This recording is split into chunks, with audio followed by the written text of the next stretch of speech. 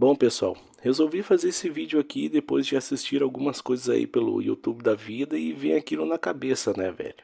Olha, com a quantidade de conhecimento livre disponível na rede que temos hoje em dia, com acesso a canais de bons coteleiros e de pessoas sérias nesse ramo, e os bonecos ainda continuam passando receita de bolo vencida ou falando de conceitos pela metade, e o pior de todos, pelo menos para mim, é dando a famosa dica tiro no pé.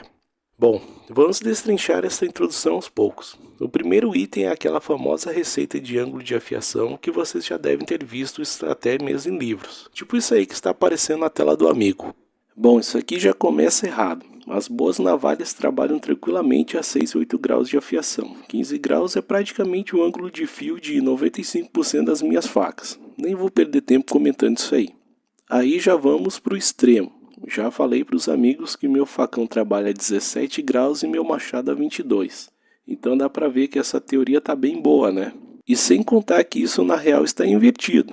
Tem artigo provando justamente o contrário. Quanto mais fino for o seu fio, claro, respeitando o limite do aço e o seu uso para qual for destinado, ele dura mais. Então é negativo. Tá, então essa dica aí de ângulo fixo de fio para uma faca por propósito já está batida faz tempo, tá? Agora é óbvio, o amigo tem que analisar qual o melhor mínimo ângulo para sua lâmina naquela condição de trabalho e respeitando o limite que o aço oferece. Mas saiba que toda lâmina industrial tem espaço e algumas bastante espaço de sobra para melhoramento.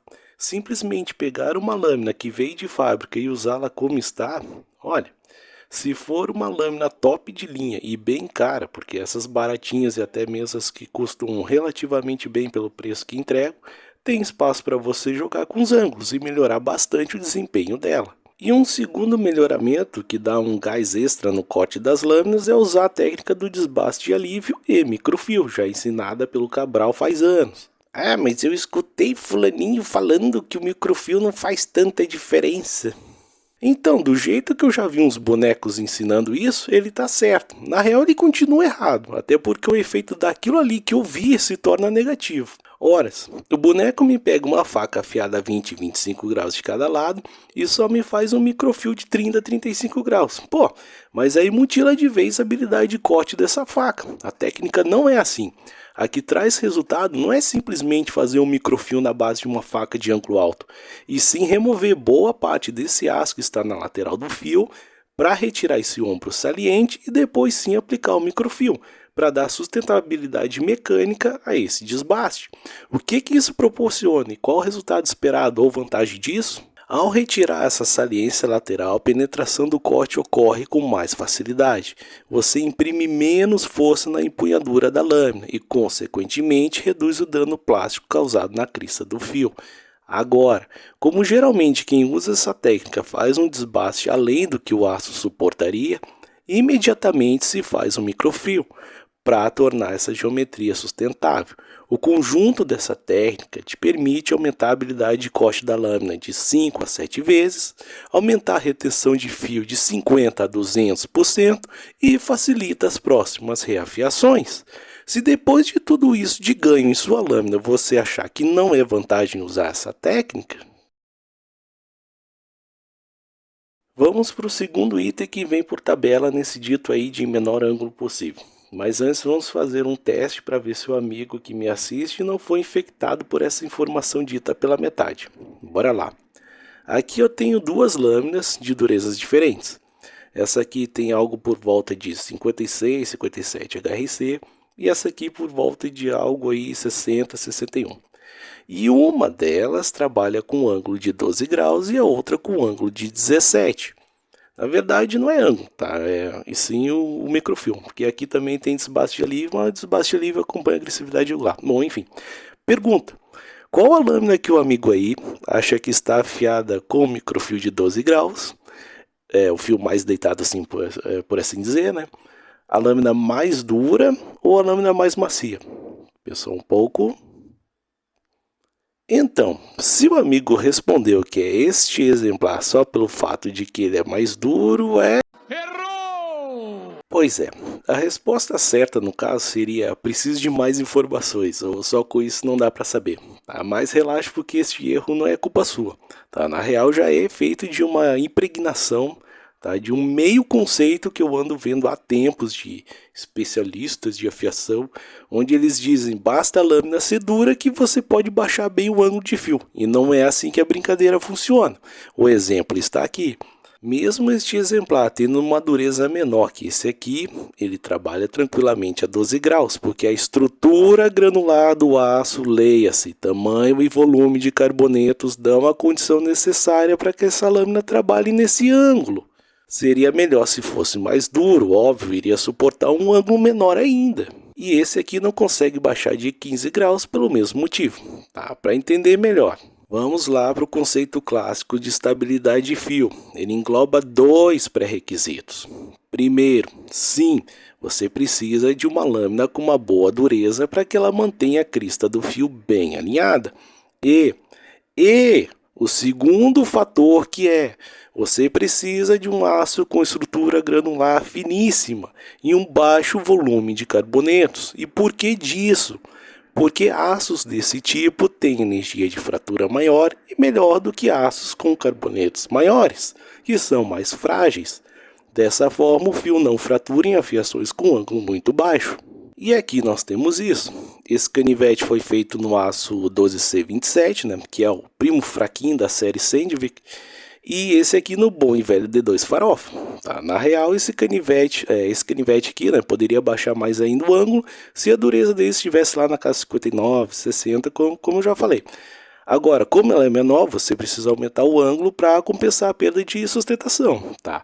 Mas aqui, né, no D2 não tem arrego. Como os carbonetos são muito grandes, né, raramente o D2 passará de 15 graus, tá? Mesmo se estiver com 64 HRC, tá? Para entender melhor, vamos analisar a estrutura desses aços nas imagens, se liga aí.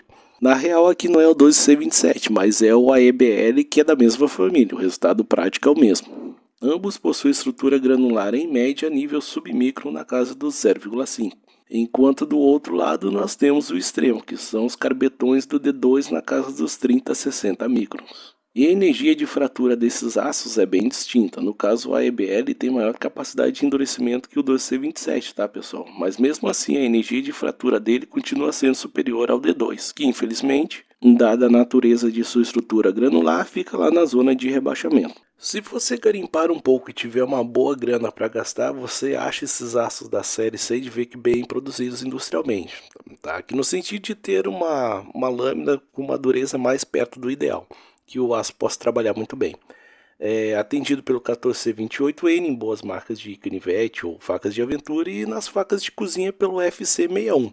O FC61 nada mais é do que o 13C26 com exato 61 de dureza. E esse aço é simplesmente um demônio, velho.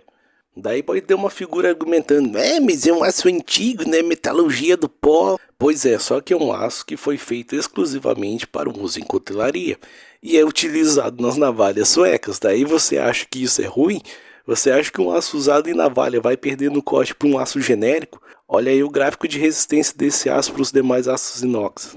O FC61 reina absoluto lá no topo em relação aos outros aços. Em comparativo com o velho alemão 1411657 de dureza, ele tem 4 vezes mais energia de fratura. Contra um VG10 na mesma faixa de dureza, ele é 6 vezes mais resistente. Tem gente aí achando só porque o VG10 é moderninho que ele é melhor que o 13C26. Como que um aço 6 vezes mais frágil será melhor? Agora, contra o NC690 e o ZDP, ele está fora do aspecto de dureza, mas também são aços que fraturam com mais facilidade e não aceitam ângulos extremamente agudos.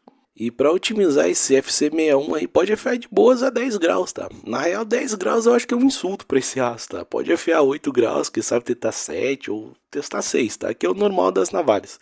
Acredito que esse aço dê conta, os demais não. VG10, NC690, 440C, SG2, EDP são farofinhas, claro, né? Não chega a ter o grão estourado do D2, mas são relativamente expressivos e de volume considerável, há muito volume. Se você conseguir colocá-los na casa dos 12 graus, já será um bom feito. Tá? Isso se não fraturar toda hora. VG10 eu já vi o Cedric testando a 12 graus e deu bom. Agora a ZDP eu não sei se bate esse ângulo.